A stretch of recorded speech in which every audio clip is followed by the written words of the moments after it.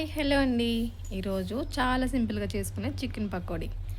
చూసారు ఎంత కలర్ఫుల్గా ఉందో. మరి ప్రాసెస్ ఏంటో చూసేద్దామా. మిక్సింగ్ బౌల్ తీసుకోవాలి. దాంట్లోకి 1 spoon cornflour, half spoon garam masala, half spoon పసుపు, రుచికి తగ్గట్టు ఉప్పు, అలానే 1 స్పూన్ కారం, 1 స్పూన్ అల్లం వెల్లుల్లి పేస్ట్, కొంచెం కరివేపాకు, అలానే ఒక నిమ్మకాయ.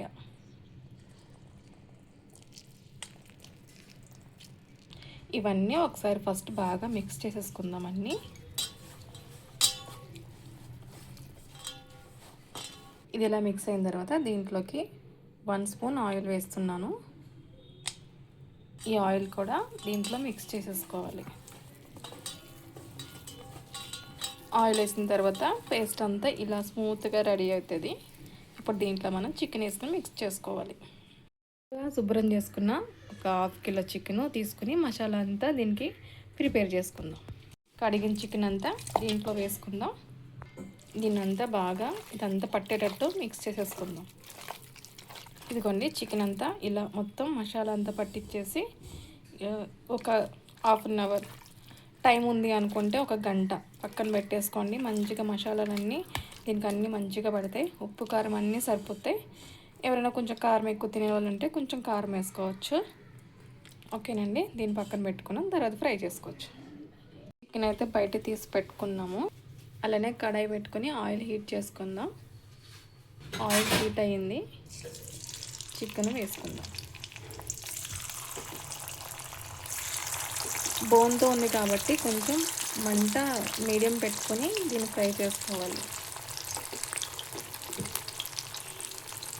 హైలో పెట్టుకుంటే లోపల ఉడకదు, పైన అంతా మాడిపోతుంది.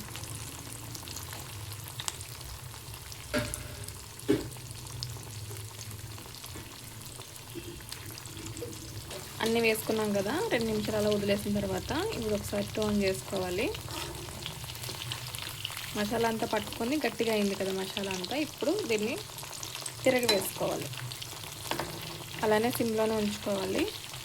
మంచిగా ఫ్రై అవుతుంది. ఇలా గోల్డ్ కలర్ వచ్చే వరకు ఫ్రై చేసుకోవాలి. వేగిన ముక్కలన్నీ తీసి ఒక ప్లేట్లో వేసుకోవాలి. వేగిన ప్లేట్లో తీసుకుని సర్వ్ చేసేసుకోవడమే. చికెన్ పకోడీ వేసుకుని మిగిలిపోయిన చికెన్తో నేను ఈరోజు చిల్లీ చికెన్ చేస్తున్నాను. ముక్కల్ని ఇలా పీసెస్ కింద కట్ చేసుకుని పక్కన పెట్టుకోవాలి. కడాయి పెట్టుకుని మనం చికెన్ ఫ్రై చేసుకున్న ఆయిల్ ఉంటుంది కదా, దాన్ని కొంచెం వేసుకోవాలి. ఇది కడాయి హీట్ అయిన తర్వాత కొంచెం అల్లం ముక్కలు, కొంచెం వెల్లుల్లి ఇవి వేసుకుని ఫ్రై చేసుకోవాలి. అలానే కొంచెం కరివేపాకు వేసుకుందాం. తుంచుకొని చిన్న మంట మీద కొంచెం మంచిగా ఫ్రై చేసుకోవాలి.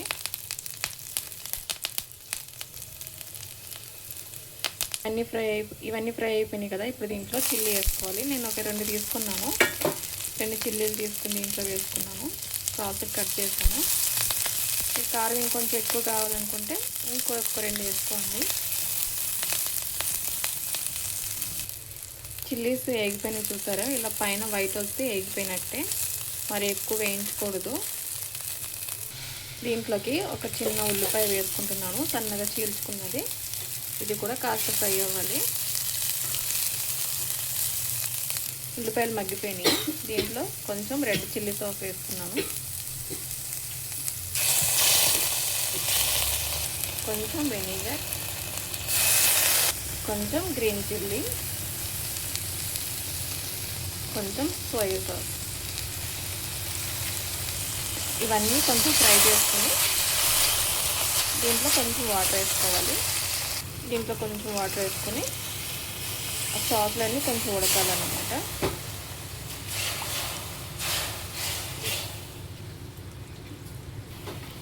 ఉడుకుతుంది కదా, దీంట్లో మన చికెన్ ముక్కలన్నీ వేసేసుకోవాలి. దీన్ని కొంచెం మంచిగా టాస్ చేసుకొని 2-3 నిమిషాలు అలానే వదిలేయాలి.